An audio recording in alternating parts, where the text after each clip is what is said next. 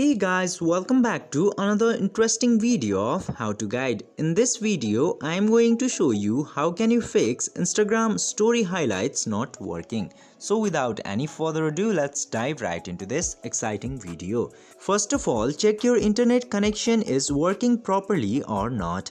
And if your internet is working properly, just simply open the Instagram application.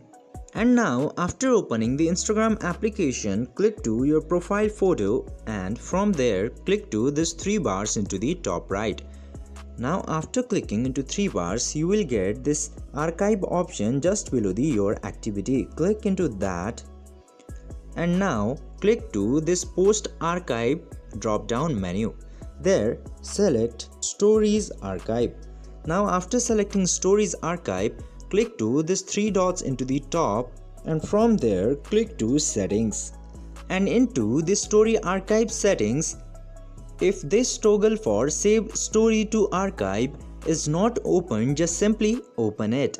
And after this, your Instagram story highlights will start to work again. I hope this video was helpful for you. If yes, don't forget to like, share and subscribe to the channel to never miss another update. Thank you for watching the video.